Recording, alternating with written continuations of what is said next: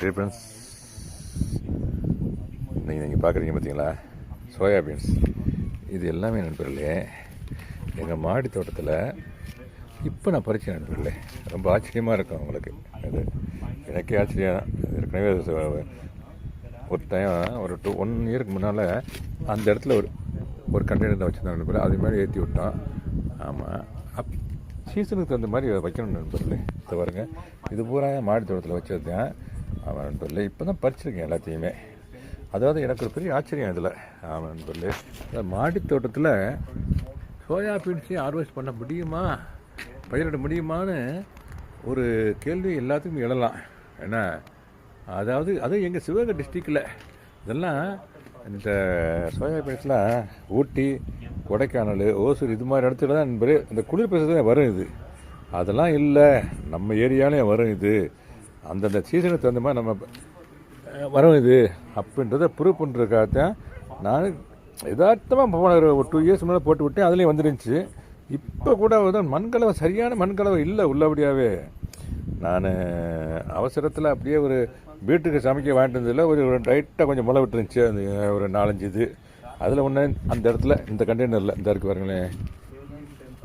இந்த கண்டெய்னரில் தான் அங்கே இருக்குது. அந்த கண்டெய்னர் பறிச்சு விட்டேன் நண்பர்களே.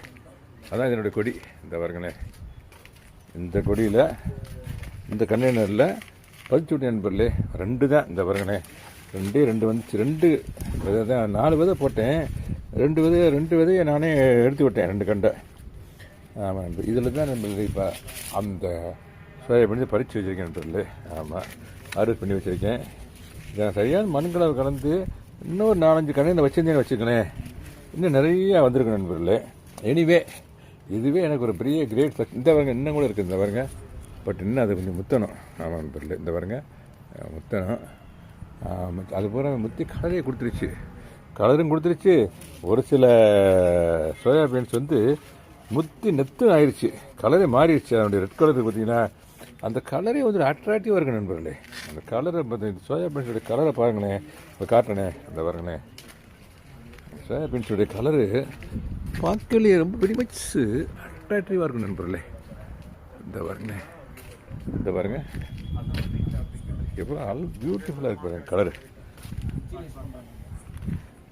ஆமாம் நண்பர்களே, இது வந்து நண்பர்களே அத்திப்பழம் நண்பர்களே.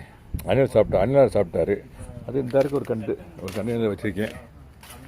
இந்த இருக்குது, இந்த கண்டையில் வச்சுருக்கேன் நண்பர்களே. இந்த இருக்குது பார்த்தீங்கன்னா அத்திப்பழம்.